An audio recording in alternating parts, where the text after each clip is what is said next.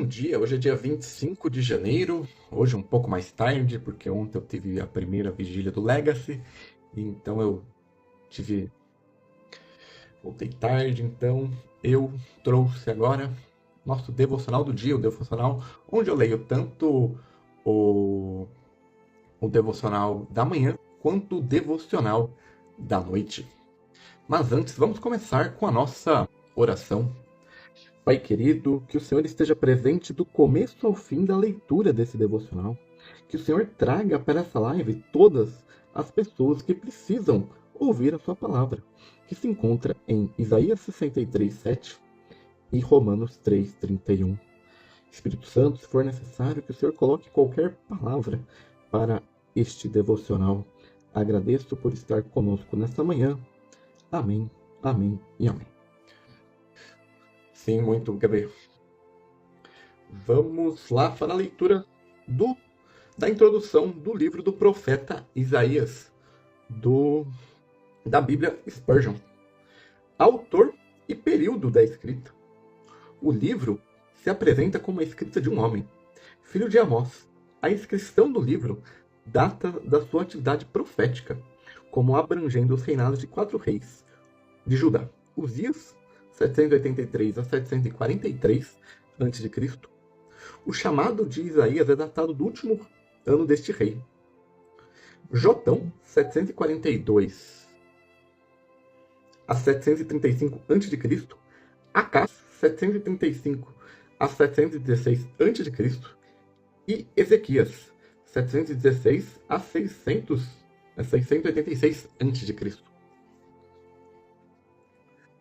Não se sabe muito sobre Isaías além de sua profecia. A autoria de todo o livro de Isaías foi veemente contestada no período moderno. Muitos estudiosos argumentam que o Isaías histórico não poderia ter escrito os capítulos 40 ao 66. Para aqueles que acreditam que Deus conhece o futuro e pode revelá-lo aos seus servos, não é problemático que Deus, por meio de Isaías, predisse a ascensão da Babilônia, sua vitória contra Judá, o exílio e o retorno.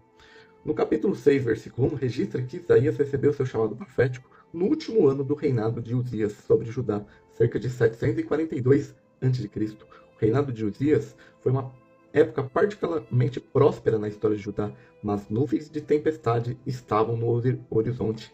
A Síria estava em ascensão novamente na pessoa de Tiglat-Pileser III, 755 a 727 a.C. O rei assírio ameaçou engorfar a Síria e o reino do norte de Israel. Após a morte de Tiglat-Pileser, seus sucessores Salmásser e Sargão derrotaram o reino do norte em 722 e deportaram seus cidadãos. Este evento colocou Judá ainda mais sobre a sombra daquele grande império. Isaías 37 a 38 sugere que o profeta viveu até a morte de Senaqueribe em 681 a.C. A visão de Isaías se estende além do século VIII pelo resto do período do Antigo Testamento e além. Os autores do Novo Testamento citaram Isaías como o encontro cumprimento nos grandes eventos em torno de Jesus Cristo, o Messias e servo sofredor. Então, aqui a gente tem, Isaías tem a profecia de 9:6, que é sobre o nascimento virginal de Jesus, tem o famoso Isaías 53 sobre o servo sofredor, que fala muito sobre o período da cruz de Jesus, e outras passagens que agora eu não me recordo, mas essas são as principais, o nascimento e também o martírio de Jesus. Estrutura. O livro de Isaías é uma contribuição de prosa e poesia. A prosa é encontrada principalmente nos capítulos 36 ao 39. Uma ascensão que forma uma ponte entre duas seções do livro. A poesia de Isaías é rica e variada. Ele escreveu hinos, poesia de sabedoria e até poesia que se assemelha a uma canção de amor, que é presente no capítulo 5, versículo 1 ao 7. A riqueza é vista no vocabulário de Isaías. Ele usou mais de 2.200 palavras diferentes em hebraico, muito mais variedades do que em qualquer outro livro do Antigo Testamento. Spurgeon em Isaías. Este é o caso quando Deus visita uma nação com julgamentos terríveis. Quando os judeus foram levados cativos para a Babilônia, os grandes homens da terra foram acorrentados e tratados como escravos comuns. E quando eles marchavam pelo deserto, fatigado, o ferro penetrava em suas almas. Então, a elevação do seu espírito foi abatida, e o orgulho do rei e ria do profeta foi abatido. Deus tem maneiras maravilhosas de fazer as pessoas sentirem que são apenas pó. Mas quando nada mais puder servir, à sua vez, ele varrerá dinastias inteiras, como alguém que remove um formigueiro quando esse se torna um incômodo. Uma das maiores obras da graça no coração é humilhar o nosso orgulho. Nossa vida deriva de todas as suas forças de Deus. E se ele se digna a nos tornar fortes, não podemos ser enfraquecidos por todas as maquinações do adversário. E essa é a introdução do livro do profeta Isaías, da Bíblia Spurgeon. Agora vamos para o nosso devocional. Obrigado, Gabi. Que Deus te abençoe também. Até uma próxima. Celebrai as benignidades do Senhor e seus atos gloriosos segundo tudo que o Senhor nos concedeu. Isaías 63, 7. E você não pode fazer isso? Será que não existem benignidades que não tenham experimentado? O que o deixa triste agora? Esqueça-se daquela hora abençoada, quando Jesus o encontrou e disse, venha comigo. Consegue não se lembrar daquele momento que ele quebrou as suas algemas, atirou as correntes na terra e disse, eu vim para quebrar seus grilhões e libertá-lo?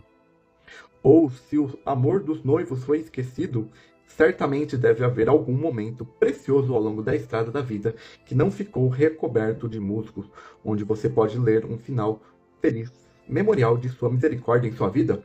Ou você nunca esteve doente como agora e ele o recuperou? Ou nunca esteve pobre antes e suprimiu suas necessidades? Ou nunca esteve em apuros antes e ele o livrou? Levanta-se, vai ao rio de sua experiência e pegue alguns juncos e construa uma arca e nela sua fé infantil pode navegar em segurança pelas correntes dos rios. Não esqueça o que Deus fez por você. Abra o livro de sua memória e considere os dias antigos. Não se lembre do Outeiro de Mizar? O Senhor nunca se encontrou com você no Monte Hermon? Você nunca escalou as montanhas das delícias? Referência ao livro O Peregrino, de John Dillman. Nunca recebeu ajuda em tempos de necessidade? Não, eu sei que já. Retorne então um pouco mais para as misericórdias do ontem. Em meio ao sombrio agora, acenda as luzes do passado. Eles os iluminarão em meio à escuridão. E você deve confiar no Senhor até o dia raiar. E as sombras se dissiparão. Lembra-te, Senhor, das tuas misericórdias e das tuas bondades que são destes a eternidade. Então, nós lembramos nos momentos ruins as bondades que Deus já fez em nossas vidas. E agora vamos para o nosso devocional da noite, lendo a introdução da Bíblia Spurgeon da carta de Paulo aos Romanos. Visão geral do autor, Paulo. O autor era um hebreu por descendência natural de Tarso, na Cilícia, e educado por Gamaliel, o grande professor farisaico. Paulo foi um dos perseguidores mais implacáveis do primeiro cristãos, mas foi convertido pela aparição repentina do Senhor ressuscitado. Ele começou a pregar em Damasco, mas por causa da perseguição foi para a Arábia. Retornando de lá, visitou Jerusalém e Damasco e depois foi para a Cilícia, onde sem dúvida realizou um trabalho evangelístico até Barnabé procurá-lo em Tarso e o levar a Antioquia, onde trabalharam por um ano. Depois disso, os dois foram a Jerusalém com contribuições para os irmãos. Ao retornar a Antioquia, ele foi chamado pelo Espírito Santo para um trabalho missionário, no qual continuou até sua morte, fazendo pelo menos 3 grandes jornadas missionárias, em que sofreu durante e depois um longo martírio até a sua morte. A motivação da Epístola aos Romanos.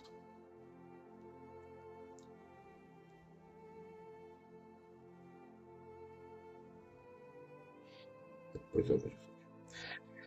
Paulo deseja ir a Roma, Atos 19, 21, e agora espera fazê-lo em breve. Ele, portanto, ter desejado soubessem de sua doutrina antes de sua chegada, especialmente porque talvez tivessem ouvido alguns relatos falsos sobre ela. Foi logo depois de escrever Gálatas e a mente de Paulo estava cheia da doutrina da justificação ele pode ter desejado, estava cheio da, ele pode ter desejado escrever mais sobre o assunto, dando ênfase especial ao lado divino da doutrina, assim como já tinha dado ao lado humano no livro de Gálatas. Deste modo, ele também pode ter sido mal interpretado em Gálatas e desejando ampliar seus ensinamentos em Gálatas, o homem é justificado pela crença. Em Romanos, Deus dá sua própria justiça ao crente por sua justificação. Febe, uma mulher de influência e caráter cristã, amiga de Paulo, estava prestes a ir a Roma, partindo do litoral de Corinto, e ele não apenas teve uma boa oportunidade para enviar a carta, mas poderia, de certa forma, prestar-lhe um serviço ajudando na sua apresentação. A igreja em Roma, sem dúvida, estava em uma condição muito próspera no momento dos escritos de Paulo. Talvez tenha sido organizada por alguns judeus que ouviram e creiam enquanto estavam em Jerusalém, provavelmente no dia de Pentecostes. Embora seus membros incluíssem judeus e gentios, Paulo a considerava como sendo uma igreja especialmente gentia. Alguns erros e doutrinas e práticas haviam adentrado as igrejas e precisavam ser corrigidos. Eles parecem ter entendido mal os ensinamentos de Paulo e confiado que ele ensinava que quanto maior o pecado, maior a glória de Deus. Eles podem ter pensado que ensinava que eles devem pecar a fim de obter mais graça. E, portanto, podem ter feito do seu ensino de justificação pela fé uma desculpa para a conduta imoral. Os judeus não reconheciam os cristãos gentios como iguais no reino de Cristo. Por outro lado, alguns dos irmãos gentios olhavam com desprezo para seus limitados, preconceituosos e fanáticos irmãos judeus. Paulo, portanto, pretendia conquistar os judeus para a verdade cristã e os gentios para o amor cristão. A conexão de Paulo com a igreja, ele nunca esteve lá até este momento. E não é provável que outro apóstolo estivesse lá, pois então Paulo não teria planejado ir, já que sua regra era não ir aonde havia outro trabalhando. Isso causa um duro golpe do catolicismo, alegando que Pedro foi o primeiro bispo de Roma. Se Pedro não o seguiu, Pedro não estava lá. E a tese mais importante do papado é derrubada. Paulo tinha, no entanto, muitos amigos íntimos e conhecidos em Roma, muitos dos quais foram mencionados no capítulo 16. Entre eles estavam seus velhos amigos, Áquila e Priscila. Argumento do livro.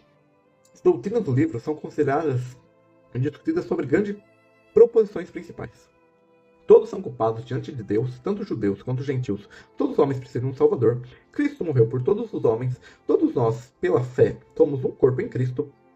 Período da escrita, provavelmente em Corinto, por volta do ano 58 depois de Cristo. Tema: o dom da justiça de Deus como nossa justificação que é recebida pela fé em Cristo, ou justificação pela fé. E agora vamos ler sobre o capítulo 3. Todos os homens podem ter justiça pela fé em Cristo. E essa é a introdução da carta de Paulo aos Romanos. Agora vamos ler o nosso devocional da noite. Anulamos, pois, a lei pela fé? Não, de maneira nenhuma. Antes, confirmamos a lei. Romanos 3, 31. Quando um cristão é adotado na família do Senhor, sua relação com o velho Adão e a lei cessa de imediato. Mas a partir de então, ele sobre uma nova regra, uma nova aliança. Cristão, você é filho de Deus, e seu dever principal é obedecer o seu Pai Celeste. O espírito servil não tem nada a ver com você. Não é um escravo, é um filho. E agora, por mais que seja um filho amado, é obrigado a obedecer ao menos o desejo de seu pai, o mínimo indício da sua vontade. Ele lhe propõe cumprir sua agenda, sua sagrada ordenança. O perigo é negligenciá-la, pois estará desobedecendo ao seu pai. Ele não ordena a imitar Jesus? Não é sua alegria fazê-lo? Jesus não lhe disse, seja perfeito como seu pai que está no céu é perfeito? Então, não por causa dos mandamentos da lei, mas porque o seu Salvador ordena. Você trabalhará para ser perfeito em santidade. Ele propõe que seus santos amem uns aos outros. Faça isso porque a lei diz, ame o seu próximo, mas porque Jesus disse que vós ameis uns aos outros. Foi-lhe dito para distribuir aos pobres? Faça-o. Não porque a caridade é um fardo do qual você não se atreve a fugir, mas porque Jesus ensina a dar a quem te pede. A palavra não diz, amarás o Senhor teu Deus, amarás o Senhor o teu Deus, amarás o teu Senhor o teu Deus de todo o seu coração. Veja o mandamento e a resposta. O mandamento de Cristo já o cumpriu, portanto não preciso cumpri-lo, mas me alegro em obedecer, porque Deus é o meu Pai agora e Ele tem direitos sobre mim, aos quais eu não contestarei. Que o Espírito Santo torne o seu coração obediente ao poder do amor de Cristo. Em sua oração possa ser, faça-me seguir o caminho dos seus mandamentos pois nele tenho prazer. A graça é a mãe e ama da santidade, e não a defensora do pecado. Então esse é o nosso devocional do dia 25 de janeiro. Amanhã, mais uma vez, nós teremos o devocional do dia, porque eu tenho um compromisso às 8 da noite, então eu farei somente o devocional do dia às 8 ou 8h30, provavelmente. Então, tenha um bom domingo, um bom início de semana e até amanhã.